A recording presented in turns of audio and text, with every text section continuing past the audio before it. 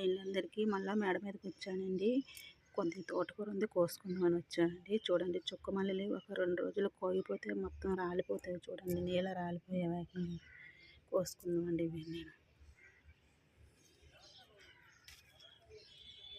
ఇవి సన్నజాజులండి. ఇవి కింద రాలిపోయాయండి ఏకంగాను.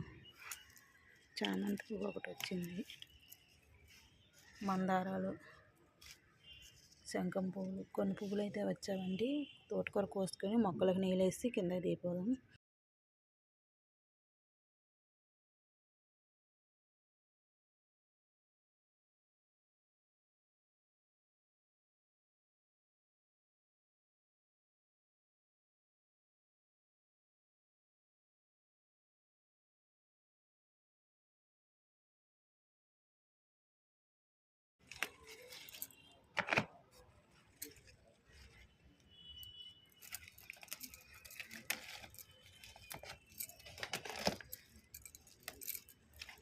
ఈ మొదలొగిలేసామంటే మళ్ళీ చిగుర్లు వచ్చేస్తాయండి వారం రోజులకి. చూడండి మొత్తం కోస్తానండి నేను కూర అంతా. చూడండి ఎంత తాజాగా ఉంది, బాగుంది కదా. పప్పులో వేసి వండుకుంటే చాలా బాగుంటుందండి. పువ్వులు తోటకూర కోసం కొయ్యగూర అయితే కోసుకున్నామండి. తోటకూర కొయ్యగూర బాగుంటుందండి, పప్పులో వేసుకుని వండుకుంటే చాలా బాగుంటుంది. కోస్తానండి చూడండి ఇప్పుడు.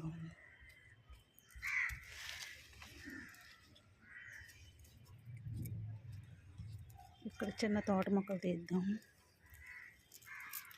పెరిగిన వాళ్ళు తీస్తే ఇంకా ఈజీగా. ఇవి ఒత్తుకుండడం వల్ల ఉండు మొక్కలు బాగా పెరగవండి. కొన్ని కొన్ని తీసామనుకో ఈజీగా అట్లా గాలాడి బాగా పెరుగుతుంది.